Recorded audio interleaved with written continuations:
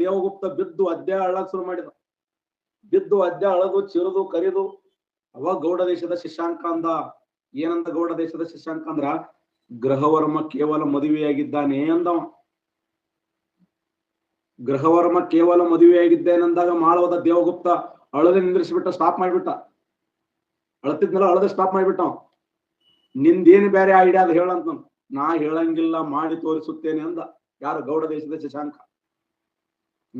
ನಾವಿಷ್ಟು ಮರ್ಯಾದೆ ಕೊಟ್ಟಿವಿ, ಎಷ್ಟು ಕಿಮ್ಮತ್ ಕೊಟ್ಟಿವಿ, ಹೋಗಿ ಕೇಳಿವಿ, ನಮ್ಗೇನು ಕಡಿಮೆ ಇತ್ತು? ನಮ್ಗೆ ಯಾಕೆ ಕೊಡ್ಲಿಲ್ಲ ಹೆಣ್ಣನ್ನ?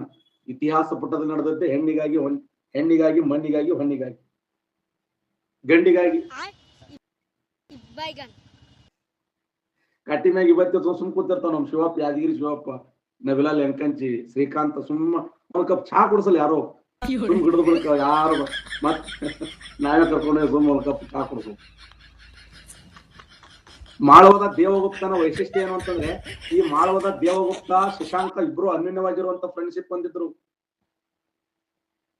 ಇಂಥ ಸಮಯದಲ್ಲಿ ರಾಜ್ಯವರ್ಧನ ಹರ್ಷವರ್ಧನ ಏನ್ ಮಾಡಿದಾರ ಅಂತಂದ್ರೆ, ತಮ್ಮ ಸಾಮ್ರಾಜ್ಯದ ಮೇಲೆ ಅನ್ಯರ ದಾಳಿಯನ್ನು ಮಾಡ್ತಾರ ಅನ್ನೋ ಉದ್ದೇಶಕ್ಕಾಗಿ ಗಂಗಾ ನದಿಯ ತೀರವನ್ನು ದಾಟಿ ಜಮ್ಮು ಕಾಶ್ಮೀರದ ತಪ್ಪಲ ಪ್ರದೇಶಕ್ಕೆ ಅಪಾರ ಪ್ರಮಾಣದ ಸೈನ್ಯವನ್ನು ತೆಗೆದುಕೊಂಡು ಇಬ್ರು ಹೋಗಿದ್ರು. ಈ ಸಂದರ್ಭ ಗೊತ್ತಾಯ್ತಾ? ಸಿಚುವೇಶನ್ ಗೊತ್ತಾಯ್ತಾ?